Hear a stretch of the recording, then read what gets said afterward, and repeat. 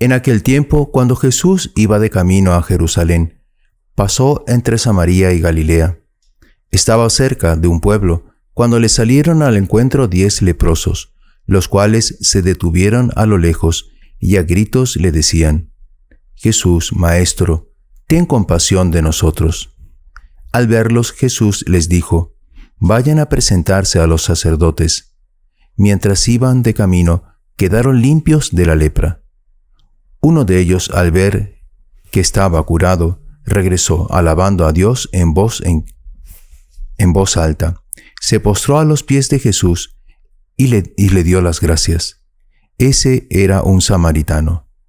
Entonces dijo Jesús: ¿No eran 10 los que quedaron limpios? ¿Dónde están los otros 9? No ha habido nadie, fuera de este extranjero, que volviera para dar gloria a Dios. Después le dijo al samaritano: Levántate y vete, tu fe te ha salvado. Palabra del Señor. Gloria a ti, Señor Jesús. Esta lindísima lectura de este trecho, ¿no?, del libro de la sabiduría nos muestra cómo actúa la verdadera autoridad. Porque vean cómo nos dice este libro, ¿no?, este trecho del libro de la sabiduría. Escuchen, reyes, entiendan, aprendan, soberanos, estén atentos todas las naciones que gobiernan a los pueblos, orgullosos del gran número. El Señor les ha dado a ustedes el poder, el Altísimo. Es decir, toda autoridad, todo aquel que ejerce alguna autoridad en la tierra o en el cielo, en el sentido de los santos, la Virgen, que interceden por nosotros, toda autoridad viene de Dios. Y entonces los ángeles también, ¿no? La autoridad que ellos tienen sobre, no sé, los astros o naciones o personas, también viene de Dios.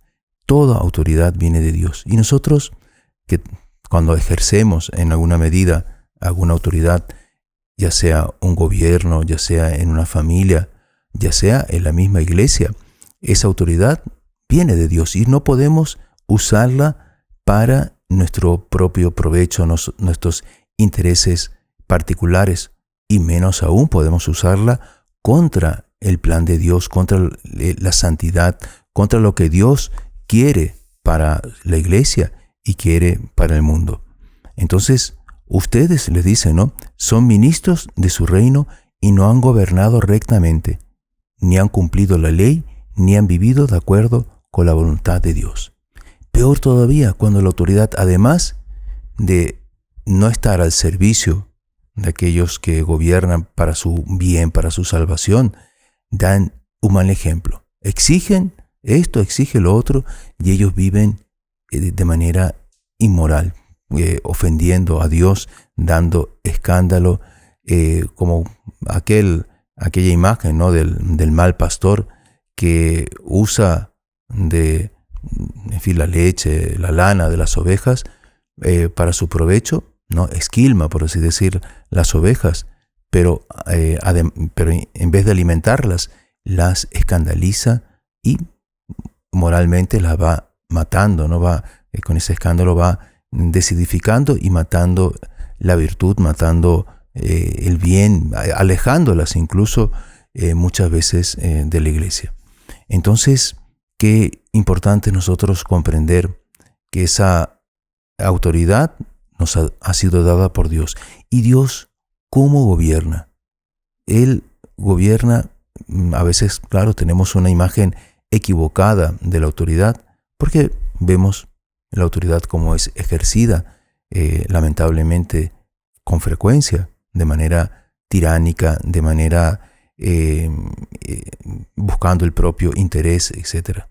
Dios, Él gobierna, y el ejemplo perfecto de ese gobierno es nuestro Señor Jesucristo. Él cómo gobierna, se encarna en la naturaleza humana y, entre tanto, muere en la cruz por amor a cada uno de nosotros. Ese es el verdadero pastor, el que da la vida por sus ovejas. Es el ejemplo que nos da este obispo que hoy conmemoramos, ¿no?, San Josafat. Él nació en una familia de rito o sea, de la iglesia cismática, ortodoxa, pero se bautizó, se unió después a la iglesia católica, conservando el rito ortodoxo, conservando el rito greco latino, greco latino, es decir, unido a Roma, pero de un rito oriental. Y comenzó a hacer apostolado, comenzó a traer a muchos en Lituania, en Polonia, también de alguna manera eso tuvo influencia en Ucrania, a traer a muchos hacia la unión con Roma. Muchos entonces católicos, parroquias, incluso obispos, siguiendo su ejemplo, se unieron a Roma. Y por eso, por los cismáticos ortodoxos, ¿no?, era especialmente odiado, porque eran pueblos que tenían su apego, por así decir, a ese rito, que era el rito oriental, que habían sido, en fin, evangelizados desde el inicio con ese rito. Y, entre tanto, el rito latino no tenía tanto arraigo, no era tan atractivo para ellos. Entonces, los cismáticos tenían más odio de él que los católicos de rito latino. Entonces comenzaron a perseguirlo y en determinado momento hicieron una emboscada, entraron en una turba, digamos, al palacio episcopal y lo asesinaron. Y entre tanto tiraron al cuerpo al río, etc. Pero milagrosamente el cuerpo volvió incorrupto y comenzó a producir cantidad de milagros. Y también, claro, con esos milagros muchos se convirtieron, muchos volvieron, hizo tal vez más apostolado después de su muerte que incluso durante su vida. Le decían los cismáticos, le decían ladrón de almas, porque supuestamente les robaba las almas que, en fin, ellos tenían ancladas, esclavizadas en el cisma. Entonces vean cómo este es un ejemplo de un buen pastor, porque el buen pastor no solo da la vida por sus ovejas, sino que asume por ese sacrificio de su vida un ejercicio de la perfección cristiana, y va con ese ejercicio iluminando y siendo victorioso, ¿no?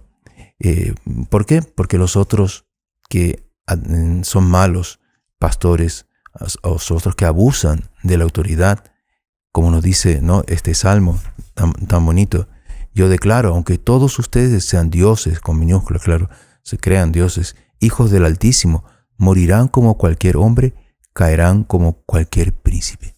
Al final son desplomados.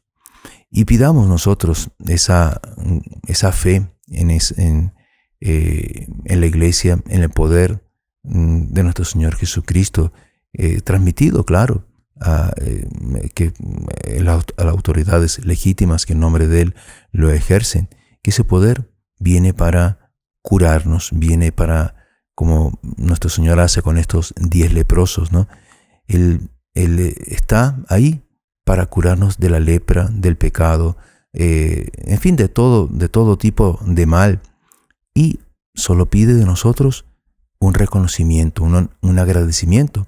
Por eso se queja, ¿no?, de estos 10 que son curados, solo uno vuelve a darles las gracias. ¿Por qué se vuelve a darles las gracias? Era samaritano. Los otros 9 se vieron curados y dicen, bueno, ya podemos reintegrarnos a la sociedad en donde habíamos sido desechados o, en fin, segregados por causa de nuestra lepra. En el fondo, una mentalidad mundana. Entre tanto, este samaritano, como no tenía nada que esperar de los judíos, porque, en fin, odiaban a los samaritanos, él, entre tanto, piensa, voy a volver a Jesús. Él, ni siquiera me interesa volver a Samaria, me interesa, lo que quiero es volver a Él. ¿Por qué? Porque ahí voy a encontrar la verdadera fuente del bien, de mi alegría, y etc. Entonces va, y nuestro Señor, ¿qué hace? Le da más. Levántate y vete, tu fe te ha salvado.